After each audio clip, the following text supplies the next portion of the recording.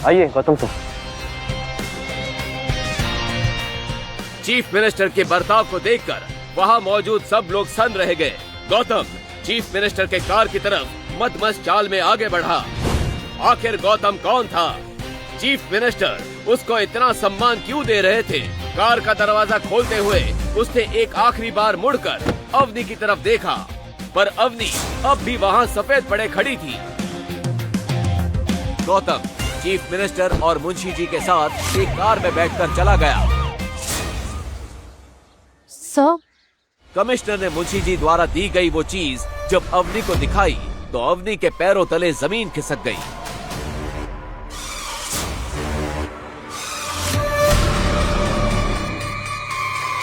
पर ये कैसे हो सकता है? 1 साल से हमारे साथ कौन था, हमें पता कैसे नहीं चला? कमिश्नर से मिली चाबी को जब अवनी ने गीता को दिखाया तो गीता के पैरों के नीचे से जमीन खिसक गई। ये चाबी कोई आम ताले की नहीं थी, बल्कि एक बड़े राज का दरवाजा खोल रही थी। अग्रवाल इंडस्ट्रीज को राठौड़ राज परिवार से सबसे ज्यादा बिजनेस मिलता था। अब हमारा क्या होगा?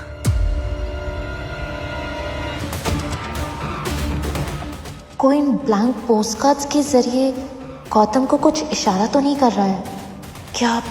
क्या गौतम इसी सिलसिले में घर से बार बार गायब हो रहा है?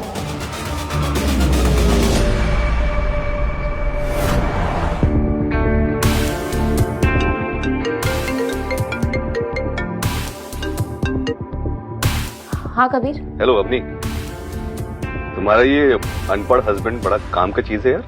नहीं, सुबह मेरा ड्राइवर नहीं आया था तो मैंने कहा कि मेरी कार ऑफिस तक ड्राइव करके पहुंचा दूं, तो खुद ड्राइवर बन गया।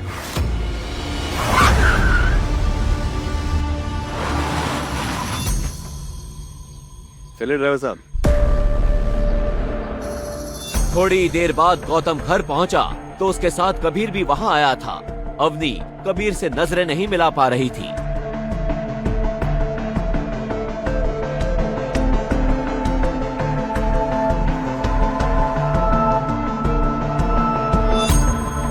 अवनी, तुम्हारे दादाजी को ये भिखारी ही मिला था। वो कहीं ऐसा नहीं हो कि तुम लोगों का सारा कीमती सामान लेके एक दिन ये भाग जाए। ये गौतम कभी किसी को बैठकर जवाब क्यों नहीं देता? नल्ला पति है मेरा, क्या कबीर की बात सच हो सकती थी? मैं जरा कपड़े धो लेता हूँ।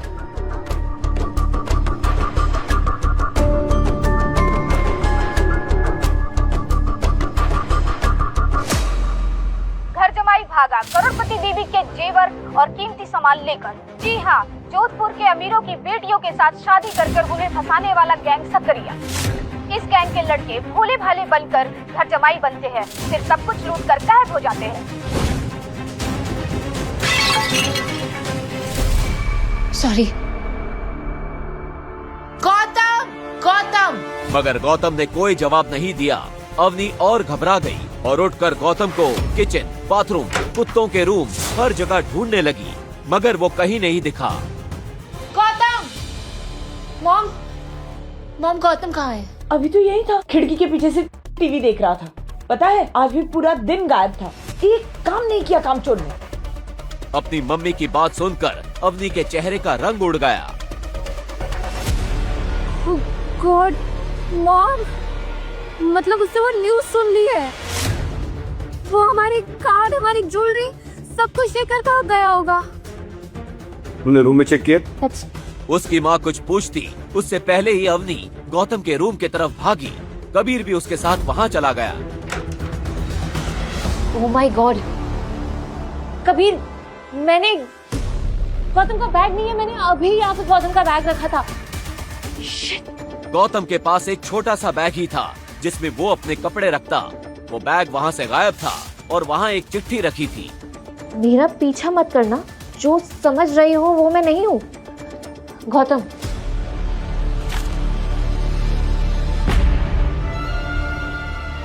फोन स्विच ऑफ आ रहा है। Let's go. हाँ, हेलो इंस्पेक्टर, मैं कबीर आनंद बोल रहा हूँ। अरे वो आपका जो वांटेड गैंग का बंदा है ना, हाँ, वो अभी अग्रवाल मैंशन से कुछ सामान चुरा के भागा है। ज्यादा दूर नहीं गया होगा, आप सर्च पार्टी भेजिए, ठीक है? अपनी कार लेके रेलवे स्टेशन की तरफ बढ़ती है। कुछ देर गाड़ी चलाने के बाद थोड़ी ही दूर उसे गौतम दिखता है। साले कमीने, चोर, कहाँ जा रहे हैं? हाँ? बैग निकाल। कबीर गौतम को धक्का देता है और बैग छीन लेता है और बैग खोलकर देखता है उसमें एक महंगा आईफोन था और एक ऐसे बैंक का वीआईपी कार्ड था जहां सिर्फ अमीरों के अकाउंट होते थे। उस कार्ड पर कोई नाम नहीं लिखा था, साथ ही उसपे बहुत सारे वैसे ही ब्लैंक पोस्ट कार्ड्स थे जिन पर गौतम का नाम लिखा था। इतने सारे ब्लैंक पोस्ट कार्ड्स कहाँ से आई है? क्या मतलब है इसका? और ये बोलो गौतम, किसने दिया तुम्हें वो वीआईपी कार्ड? कहाँ से लाए तुम? बोलो। और हमारे घर से चुराया सामान कहाँ रखा है? तब तक पुलिस की सर्च वैन वहां आ जाती है। कमिश्नर भी साथ आता है। कमिश्नर अवनी से सवाल करता है। अवनी मैडम, क्या क्या सामान चोरी हुआ है आपके घर से? I am so sorry sir, वो जल्दबाजी में मैं देख नहीं पाई। पर यस, ये देखिए, ये सारे ब्लैंक पोस्ट कार्ड इसके लिए आए। पता नहीं कौन भेजता था इसे, मगर जब भी ये आते थे गौतम घंटों के लिए गायब हो जाता था। क्या? कमिश्नर ने उन ब्लैंक पोस्ट कार्ड्स को उलट पलट कर देखा, मगर उसे कुछ समझ नहीं आ रहा था।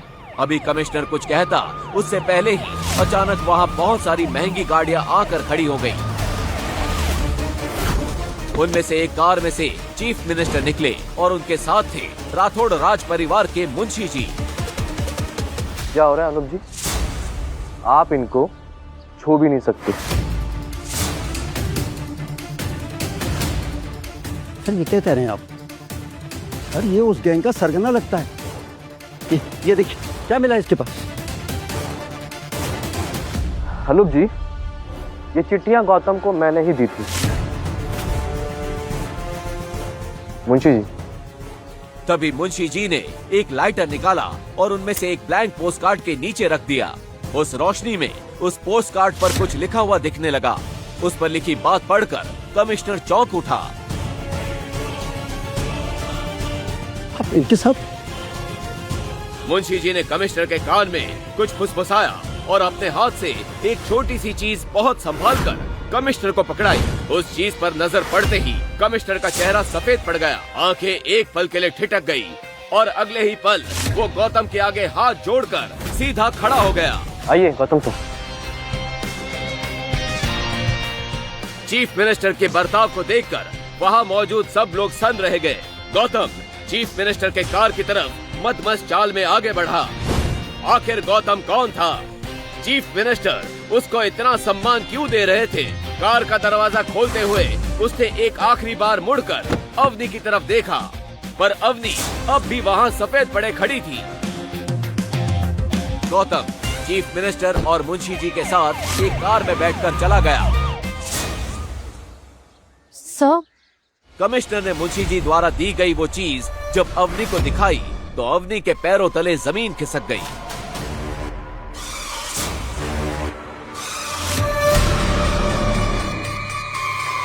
पर ये कैसे हो सकता है? 1 साल से हमारे साथ कौन था, हमें पता कैसे नहीं चला? कमिश्नर से मिली चाबी को जब अवनी ने गीता को दिखाया तो गीता के पैरों के नीचे से जमीन खिसक गई। ये चाबी कोई आम ताले की नहीं थी, बल्कि एक बड़े राज का दरवाजा खोल रही थी। अग्रवाल इंडस्ट्रीज को राठौड़ राज परिवार से सबसे ज्यादा बिजनेस मिलता था। अब हमारा क्या होगा? क्या है गौतम की असलियत? क्यों चीफ मिनिस्टर और इतने बड़े राज घराने के मुंशी जी उसे लेने आए? क्यों चीफ मिनिस्टर गौतम को ब्लैंक पोस्ट कार्ड भेजा करते थे? क्या चीज दिखाई मुंशी जी ने कमिश्नर को? अगर गौतम कोई बड़ा आदमी है तो क्यों ऐसे नौकर बनकर उस घर में रहता था? क्या अवनी के दादाजी को गौतम की सच्चाई पता थी? क्या होगा इसके बाद अग्रवाल फैमिली के साथ? नीचे दिए गए इंस्टॉल बटन पर अभी क्लिक करके डाउनलोड कीजिए पॉकेट FM और सुनिए देश में सबसे ज्यादा सुनी जाने वाली कहानी आगे की कहानी जानने के लिए नीचे दिए गए लिंक से डाउनलोड करें पॉकेट FM ऐप।